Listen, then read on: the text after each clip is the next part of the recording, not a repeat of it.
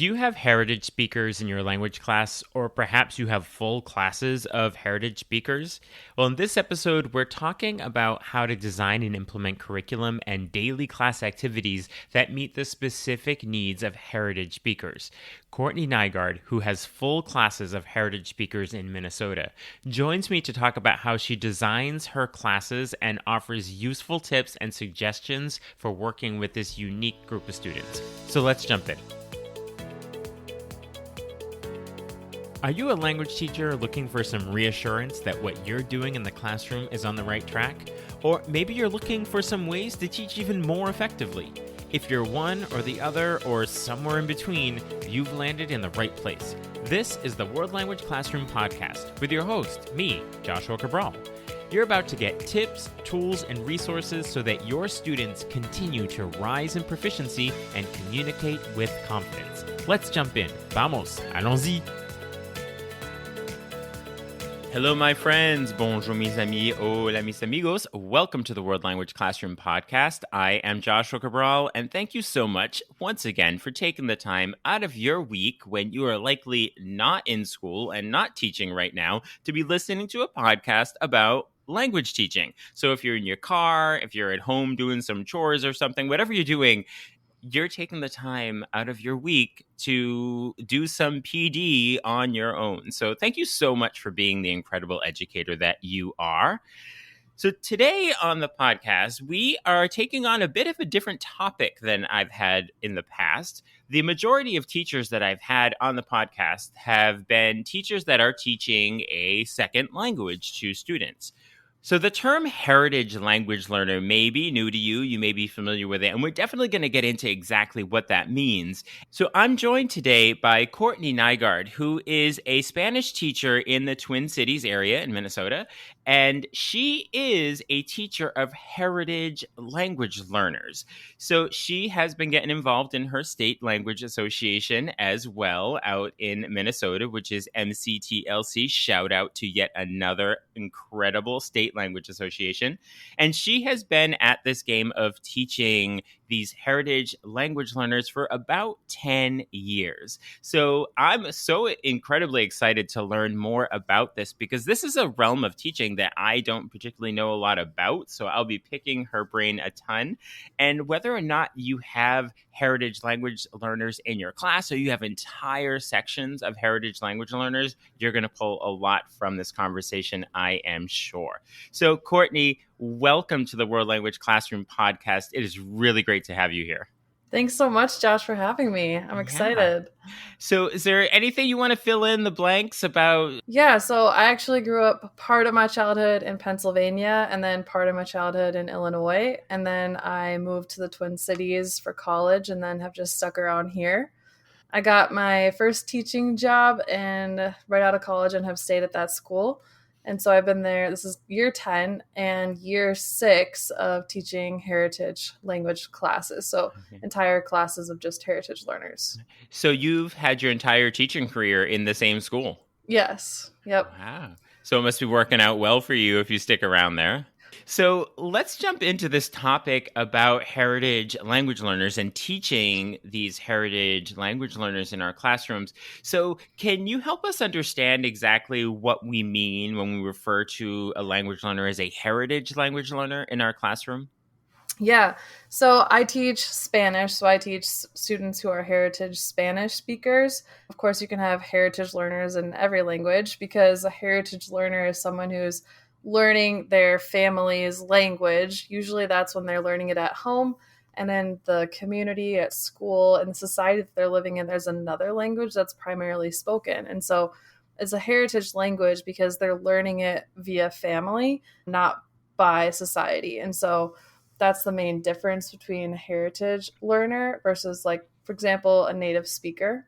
Mm-hmm. Some people might get that confused a lot because we think of native speaker, heritage speaker, kind of the same thing. The main difference is just being able to identify how strong their abilities are right away. So if you think native speaker, you're thinking of someone who has done a lot of their schooling in that language because the society speaks that language.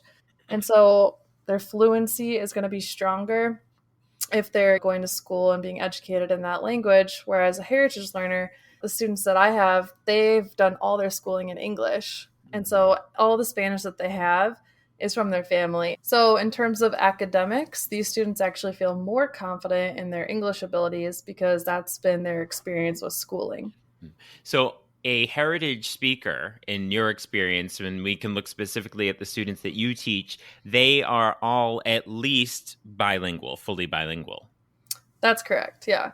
The students that I have, and I can say that I always have a mix of heritage speakers and what I would consider to be native speakers, because I have students that are new to country, so they really don't speak any English. Sometimes I have some of those students in my class too. So, in general, yes. So when we're looking at the way students are tracked within your school and your program and your department, they are specifically placed into classes for heritage speakers rather than being mixed in with students who are learning Spanish as a second language. Yes, exactly. And that is the best thing that a language department can do for their heritage speakers. And so if there's enough students that would merit a section separately, that's a really, really, really great move for those learners, because really they should not be in an L2 class. They're way beyond that. So it's really cool to be able to teach them separately from being mixed in with L2 learners.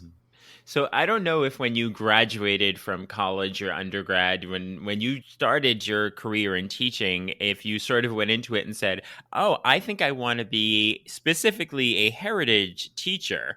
Was that what it was like? I'm guessing it's not, but can you tell us about your journey from, okay, you started teaching in this school 10 years ago and you found yourself being a teacher of heritage speakers. So what's this journey been like for you to get here? It's so interesting you say that, because I was actually thinking, I was like, in college, I really don't recall ever being taught or prepared for what should I do if I have students that are, wow, you actually like speak really good Spanish and you're in my Spanish class. Like, what do I do? I was never, prepared for that. So this has been like a huge learning curve. And it's just something that I don't think that really a lot of us have prepared for, but I believe most people probably have that situation happening in their classes, especially Spanish classes. So what was that learning curve like for you in the classroom? Yeah, so I ended up inheriting the heritage class when a teacher retired. And so it was kind of like between me and my colleague, we're like, who's going to teach it? And to be honest, we were both super nervous. We're like, oh my gosh, like that is overwhelming, like it's intimidating. So we weren't really sure what we are going to do. It ended up being me. And I think part of the fear with it is just the lack of materials, the lack of preparation to an experience, because it's totally different than teaching a second language. Now you're really a language arts teacher fused with a history teacher, and you're doing this in the second language. So Spanish is my second language. So I don't feel quite as confident when it comes to, teaching students that their accent probably sounds way better than mine. You know what I mean? So it's like I have a lot of these skills and writing skills because I learned how to speak Spanish in that way that I can, impart to them. But we're learning from each other because in other ways they're stronger than me.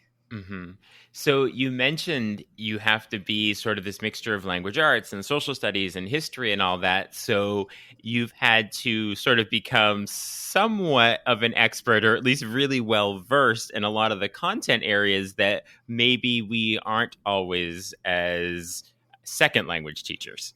Yeah, exactly. And I think, to be honest, that's kind of what's given me such a passion and excitement for teaching this course is I'm a little bit nerdy when it comes to information unpacking and researching and studying up on topics. And so it's been super fun because there's not like a set scope and sequence we have to follow at this course. Like some of the core subjects, there's all these like certain standards you have to hit, and so it's really this open book for what we want to teach. And so it's been really fun to teach thematic units, and I pick topics like some things like I do a whole unit on happiness. We do lots like self-love, journal prompts. So kind of just looking at the whole child and just trying to prepare students for real life and just that like social emotional piece that's been like so needed the last few years. And I have the freedom to kind of explore those avenues with students because the topics are kind of whatever we decide to learn about. Right. So you have one or two of these sections of heritage speakers, and then you have the traditional Spanish courses for students learning it as a second language, correct? Yes. So, what do you see in terms of like the curriculum? You mentioned it a little bit about thematic units, but how is the curriculum different besides, looking at those thematic units? How is the curriculum different from that traditional approach? What have you learned about Mm. going about it? Yeah. Well, I'll just say when I first inherited the class from that teacher, it was a shock because she didn't really have anything to really hand over other than some textbooks and some grammar packets. And the thing is, I'm not faulting her at all. It's just that that was her like fifth prep. And at the end of the day, it was overwhelming because you would repeat the same students year after year. So it's a 9 through 12 class all mixed together. And because those kids repeat the class, you can't repeat content. So, Mhm. for her to have established a curriculum and it's her fifth prep that she's, trying to throw things together, a lot of it was like current events articles she would print off and do with them. So I felt like, okay, let's start with the textbook. So I did, and it fell totally flat with my students, just like silence in the classroom. We were bored. I was bored. I tried the grammar packets, that was not working. And so then my students were showing interest in talking about some identity topics, and that's where we started. And so that was my first unit I ever created, the identity unit. And that's like grown into a whole big thing now. It's about a 30-day unit now. But that was kind of my starting place for learning this content-based instruction that I feel like I really have come to understand works well for me with my students. Excellent. So, yeah, the content based instruction, that's really interesting. I want to get into the details of that, but I have a teacher question before we do that. So, you mentioned you have the students that will be they're not repeating the course. What's the terminology used? Because we say repeat, it means because you failed or you didn't do well. So, what did you say? I guess it's a rotating curriculum.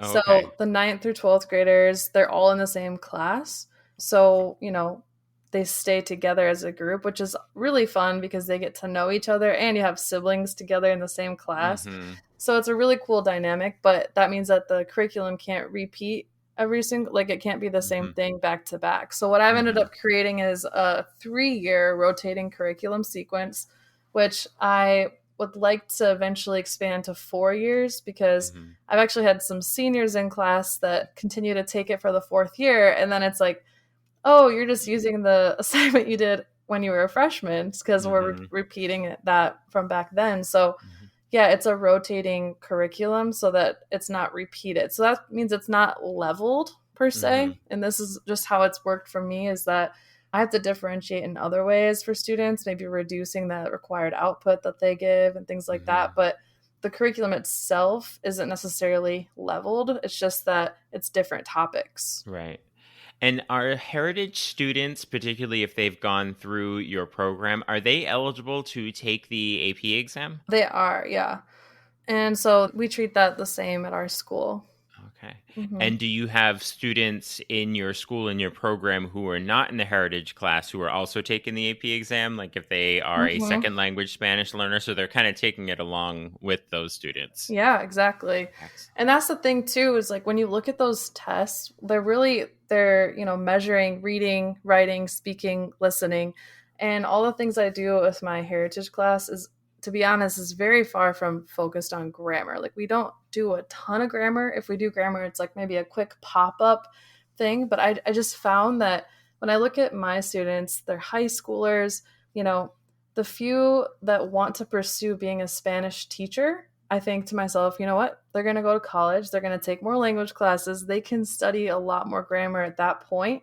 But when I start doing grammar with them, I just completely lose their engagement. And to Mm-hmm. me, the engagement is the whole thing. Like if we're not engaged, we're not learning. So Mm-hmm. when I can get them hooked on a topic, if we can talk about like hybrid identity and like how their American life versus their Latinx like family culture compares and just different things that can actually engage them in speaking, reading, Mm-hmm. writing, and listening, Mm-hmm. we are doing all these things that they're going to be assessed on those tests. So Mm-hmm. to me, it's it's why I don't really dive super deep into the nitty-gritty of grammar with heritage. Right.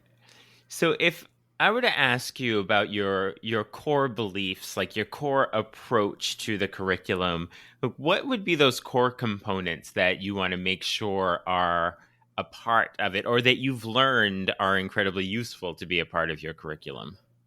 Yeah, I think like some of my key beliefs is that heritage speakers deserve quality materials that meet their needs. That's huge for me. I ended up prioritizing this class above when I'm prepping for my other courses. I'm like prioritizing this class, putting a ton of effort into making this 3-year curriculum cycle because I just kept seeing that they were the prep that kept getting pushed to the back burner because of the challenge, right?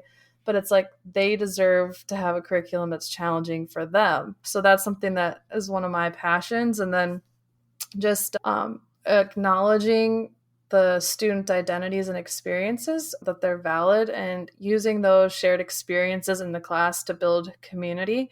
I think it's been really cool for students to be in a class with students that have the same experiences, and just to like have those voices heard and those Hmm. stories shared.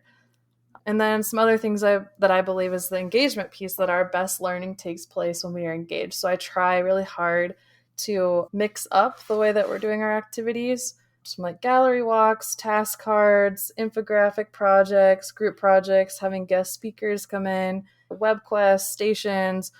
It just seems like we have to kind of mix things up in Hmm. class to keep students interested, and that's in any class. You had mentioned this commonality of experience amongst the students, and I think being a possibly a first generation student in the United States, I don't know, everyone has a different history with their families, maybe they're third generation, but they're still heritage speakers.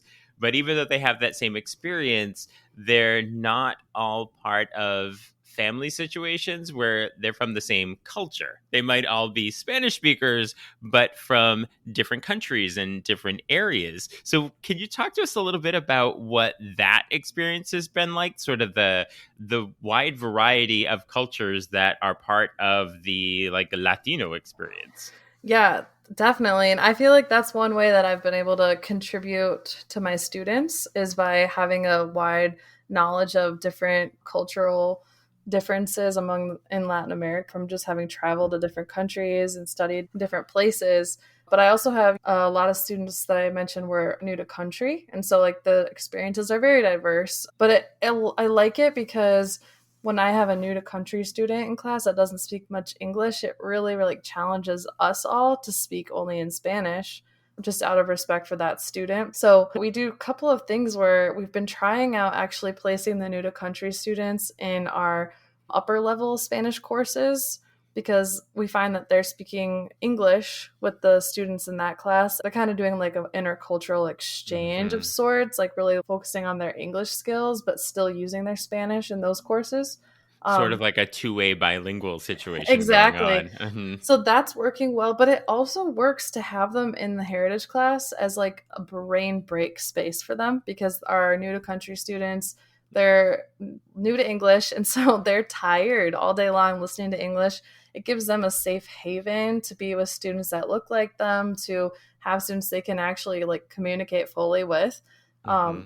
and then, a lot of times their literacy in Spanish that still needs to be nurtured. So Hmm. I have a full library of books in my classroom in Spanish. And so we always do 10 minutes of silent reading to start class. Hmm. So they get access to those books during that time to just help them as well. When we're looking at your classroom and typically what your lessons look like and your units, how have you found it most effective to deliver the content and skills? You mentioned the thematic units and meeting them where they are, but I want to be a fly on the wall to see what the experience is like in your classroom. Tell us about a cool unit you've done that you're proud of or something like that. We always start class with our 10 minutes of free voluntary reading. So we start with our silent reading, and then we will move into some of our lessons for the day. I like to vary those activities. So a few things that I'll mention. I think talking about the content-based instruction, and I also really enjoy using project-based instruction. I did a project with my students that's called La Cultura Visible e Invisible. So it's an iceberg, and I think you may have heard of the cultural iceberg Mhm. before. So essentially, it's a group project that takes several days, and the first day they have two lists that they're filling in. So it talks about different cultural factors, and it's all in Spanish for them. And so they're writing in like different cultural beliefs or nuances according to the categories I give them. So some of the categories are what I would consider visible culture. And then, so it's things like obvious, like food or dances that are popular. And then the invisible culture is nuances like beliefs on how to raise children or things like that. And so in their group of four, fill in this prep worksheet for all of it. And then eventually, once they're done with that, they're making a poster. And so they draw the iceberg and then they put the different cultural factors, and having them separate not just like it's both. So it's their Latinx culture and American culture and comparing the two. So it's more just like a celebration of culture. That was one that it's always fun to see the projects that they come up with and the different things they like to list. Because they can be very personalized Mm-hmm. about what their own experiences are. It's interesting to do the cultural projects, the culture based projects, when they're Mm-hmm. bringing their own personal lived Yeah. experience into it, and you don't get that typically in a second language classroom. You might have a couple of native speakers or maybe some heritage speakers in there, Mm-hmm. but it's a little more manufactured with the culture and having them explore. But to have Yeah. that come into your classroom, Mm-hmm. I would find that fascinating, right? Yeah. And like, for example, I have a project that's called Los Dos Lados de Mi Vida. And so it's two hands. And then on the one hand, this is the start of our hybrid identity unit. So one hand is drawing the American flag, and the other hand, they draw the flag of the country that they're from. And then on it, they're writing different aspects of their life that pertain to those cultures. You can get this for free on my blog, this worksheet. But it's just those sorts of things are more of like a celebration or like just a get to know you sort of thing. And then I Mhm. hang them up on my wall, and it just like adds a nice feel. And we can kind of just at a glance see like what countries are represented in the classroom that year. So yeah, that. And then back to the cultural iceberg, it's Mhm. something where you might think like, oh, this is like, how are they really learning a lot like during this activity? But the thing is, heritage speakers, they need input just like L2 learners do, but they need written input, right? Mhm. And so anytime I get them reading where they're not actually realizing that they're reading, like if they're Mhm. engaged in it, that's where like that's when magic is happening. Even though people might not think, oh wow, like you guys are just doing a coloring project in this class. No, they just read through this list, they're producing in Spanish. I have one activity, the song I love by Calle 13's Latino America, and we annotate the song. So it's the lyrics, and I give them a key of like different images. And so they really don't have to produce a lot on this activity. We're listening to the song. It's a great music video. I love it. And then they're just drawing the symbols by the text. So it's showing that they understand the meaning of the text, but as they're doing it, they have to read, right? And then we have Mhm. some reflection questions after, but it's just like kind of tricking them. Just the same you do with CI. It's Mhm. like you try Mhm. to make students feel like, oh, we're focused on the story. We're not focused on like the actual language. So we're really Mhm. acquiring language instead of focusing on like the Yeah. grammar Yeah. rules. Yeah. So you end up having to teach a lot of literacy skills. So it's almost, when we're looking at our native English speaking students who are in elementary school and kindergarten, first grade, where they're learning to read and write. Some of the students that you're getting into your heritage program are maybe not starting at that level, Mhm. but you do have to get pretty basic with the literacy skills with some students. Yeah, so we do break it down into some very specific language arts units, like a literacy circle or like a literacy analysis unit where, we're breaking apart the different parts of a story and things like that. When it comes to just reading and writing, this is the biggest challenge I think that a heritage teacher faces is that you will at any given time have students that have very diverse reading abilities. Mm. And so that's the biggest challenge. And I think the one way that I've been trying to tackle that is to do things like this lit circle unit I do. It's actually more of a writing unit because students do choose a book. So first of all, they get to choose a book that's at their level. And then as they're working through that book, they can choose one that their friend chose so they can kind of work together. But as they're doing that, I pull students one at a time and I get to work with students individually on their specific writing. So there's several writing assignments that they have to do that pertain to any book. So anyone can do the assignments no matter the book they chose. And then one at a time, I pull them aside and then I point out some different words that they misspelled or whatever, or some different structures that were incorrect, and then they write it out on their error sheet. And then they're studying that for our next meeting, in which I quiz them on that sheet. And so then I'll say, okay, and I'll take their sheet and I'll pick 5 words from that list. And that's just one way to give it more personalized feedback and more personalized learning, just because they're at such different levels. Mm-hmm. Yeah. So a lot of your curriculum is very differentiated. It's probably the story of your life is differentiated instruction in your classroom. Like, I mean, it needs to be even more differentiated. I have goals of going back through some of our texts and readings that I have. Like I have a reading about Los Braceros, and just to create another version that's an easier version, kind of like how a Newsela, you can change the word count and stuff. Something like that, to where even providing, instead of open-ended questions, multiple choice options so they can see it and choose the correct response. Because there's a lot of different levels, and there are some schools that have the luxury of having leveled classes, right? Mm-hmm. But when you're a smaller school, you don't have the numbers to be able to do that. Mm-hmm. So we just have to do our best, Enter Courtney. Wow. So I can imagine that your students are very inspired by you, your way of delivering instruction in your classroom. And I would be curious, as our listeners always are as well, where you continue to pull your inspiration from to keep at this challenging job that you do, but also quite rewarding at the same time. Where are you pulling your inspiration from? There's a lot of really great resources out there for heritage teachers. There's a book called The Practical Advice for Teachers of Heritage Learners of Spanish, which is a compilation of essays from various heritage teachers. That one you can find on Amazon. That one was really great. I went to the Carla Institute and did critical approaches to heritage language education. So Carla Institute at the University of Minnesota. I think it's the Center for Advanced Research on Language Acquisition. Mm-hmm. So that's like a week-long program, which was really helpful. And then honestly, there is a Facebook group for heritage teachers, mm-hmm. and that I find a lot of inspiration there. Right.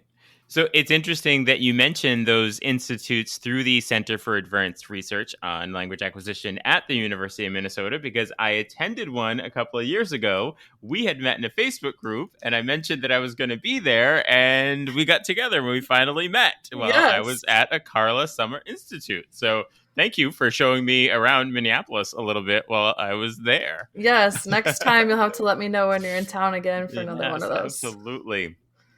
So this is the point in our conversation where I like to pull the teacher curtain back a little bit and get to know, not the profesora, and to get to know Courtney a little more. You ready for my little game of this or that? I think so. Okay. All right. Just choose one. Say maybe why. It's nothing too challenging. It's just to get to know you a little better. Okay. The first one, comedy or drama? Drama. I watch a lot of telenovelas. Oh, okay. Okay. That is the epitome of drama. Well, my husband, he ropes me into watching stand-up comedy. So I have a little bit of a funny bone too. So I'm not just all drama. Okay. Okay. But the telenovelas. Yeah. Okay. I hear that. So when it comes to a get-together or a party, are you more likely to be the one attending, or did you invite people over and plan it? Ooh, so that's probably a 50-50. I do love to host a good party, but attending is nice too. Okay. And if you're at this party, assuming it's a little more lively event.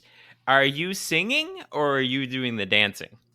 Definitely singing. That was actually, I wanted to be a singer when I was younger. So, Oh, so what kind of music do you gravitate towards when you're singing?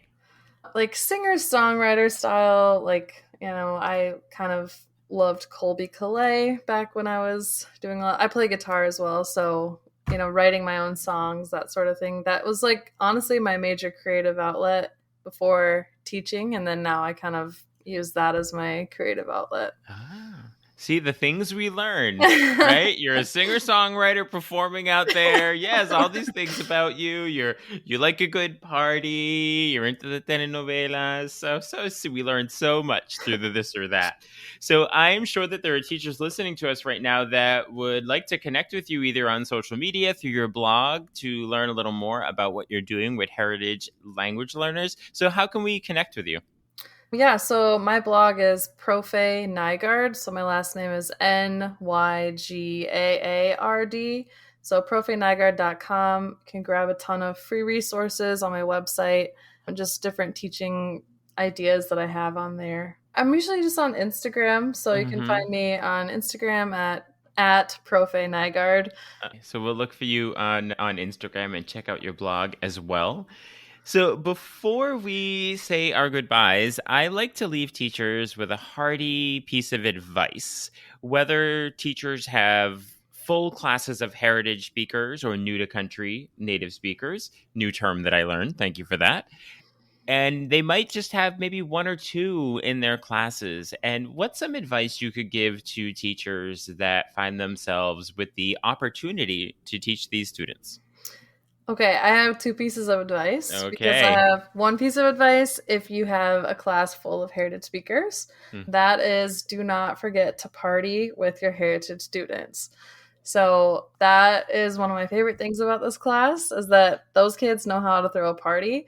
Speaking of hosting a party or whatever, I let them run with it because I'll say, okay, we're going to have a party, and you should see them organize. They'll write on the board who's bringing what. They get dancing in class. It's a good time. So just kind of letting them run the show, and definitely throwing it at least a few parties a year. So, okay. Mm-hmm. And then if you don't have a heritage class, but you have heritage students mixed in, I would just say, do your best to try and give them some different work that's more challenging. And so even if it's just working through a novel and having analysis literary stuff to do, or even just grab some free resources from my website and just have them do some things that are self-paced that they can do separately from the class, just to keep them learning at where they should be at. So yeah, I think it's always important to keep in mind that whether it is a heritage speaker in a second language classroom or just our more advanced students in our own classroom, that if they are ready for more, that it doesn't mean more work, more of the same, that it means going deeper with the work, so that's interesting. Thank you for mentioning that. Well, this has been quite a pleasure, Courtney, to hear about your experience with teaching heritage language speakers. This is a realm of teaching that is new to me and understanding, and I have learned a lot of great new terms and ways of going about it from you today. And I know that teachers have gotten a lot out of this conversation. So thank you so much for being here with us. Thanks for having me. It was great. What are your takeaways from that conversation with Courtney Nygaard? Even if you don't teach full classes of heritage speakers, I'm sure you took away some ideas for engaging more authentically with students and even bringing their language and culture to the center of your classroom. Be sure to check out the show notes where you can connect directly with Courtney Nygaard. You'll also see the link to sign up for Talking Points, my weekly email newsletter with tips and resources for language teaching. There are also links to get in touch with me if you would like to work together, either in person in your school or remotely. Talk to you soon. Bye for now.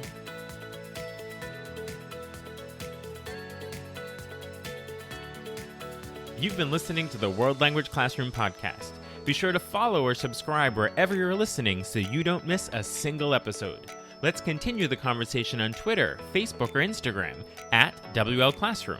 You can also see over 250 blog posts about language teaching at, you guessed it, WLClassroom.com.